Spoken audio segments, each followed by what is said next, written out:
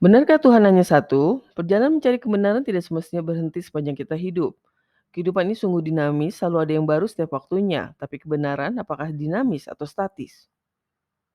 Perdebatan tentang Tuhan tiada habisnya, padahal sudah banyak manusia yang mengaku modern berusaha memusnahkan sosok Tuhan dalam kehidupan.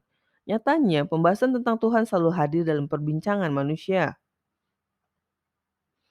Mengapa kepercayaan purba selalu menyimpulkan Tuhan banyak? Kebanyakan pendapat tentang hal ini merujuk pada keadaan di masa lalu saat pengetahuan manusia terbatas.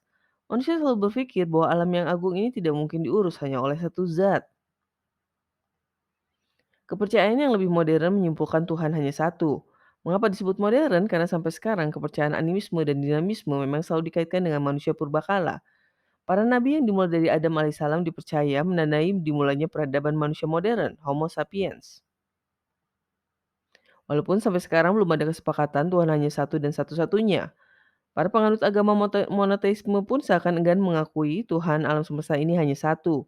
Selalu mengatakan Tuhanku bukan Tuhanmu. Tapi mengapa manusia tidak menolak fakta bahwa hukum alam hanya satu? Apa hubungan hukum alam dengan Tuhan? Jelas banyak orang yang menolak korelasi antar keduanya. Di luar perdebatan itu, faktanya semua manusia tidak pernah menolak bahwa hukum alam memang hanya satu.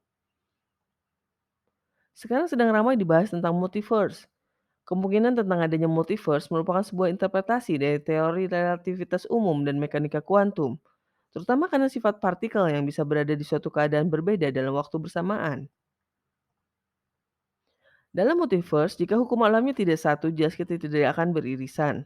Maka jika dalam seorang film seorang tokoh bisa beririsan dengan dirinya di universe lain, tentu dikarenakan dalam universe itu hukum fisikanya sama dengan hukum fisika di universe kita. Iya, patokan kita bukan hukum agama tapi hukum alam. Mengapa? Karena semua manusia menerima fakta bahwa hukum alam di mana-mana hanya satu. Itulah mengapa banyak yang mengaku ateis dan agnostik beriman hanya pada sains atau hukum alam. Juga satu bumi, satu alam semesta. Karena faktanya sampai sekarang kita tahu kehidupan di dunia alam semesta ini memang hanya ada di bumi. Belum ada satu bukti yang otentik tentang alien dari planet atau galaksi lain apalagi semesta lain. Yang kalaupun kita bertemu pada dasarnya kita masih dalam satu hukum alam yang sama. Lalu bagaimana dengan agama? Bukankah agama katanya langsung dari Tuhan? Sedangkan para penganut agama sepakat untuk membedakan entitas Tuhan. Juga banyak yang memutuskan rantai antara Tuhan dan hukum alam. Apakah agama memang tidak bisa dijadikan pegangan? Kita sebelumnya sudah sampai pada kesimpulan agama pun hanya satu. Seperti juga hukum fisika yang hanya satu, agama pun hanya satu. Lalu mengapa manusia tidak sepakat dengan agama yang satu? Semata karena ego mereka masing-masing.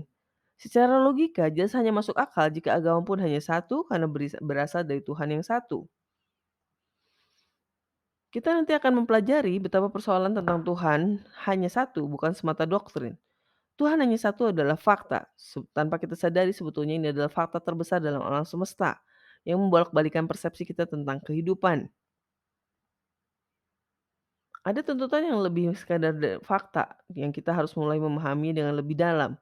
Fakta tentang keesaan Tuhan sungguh menjadi suatu pondasi dalam kita melangkah menjalani kehidupan ini. Fakta ini tidaklah mudah diterima, itulah mengapa Tuhan sendiri yang turun tangan membukakan hati manusia untuk menerima fakta ini. Tuhan bukan hanya satu dan satu-satunya bagi manusia, tapi bagi dia sendiri. Kita sebagai manusia tentu saja sulit menerima tentang fakta ini, karena keterbatasan manusia tidak akan mampu bahkan mengimajinasikan tentang hal ini.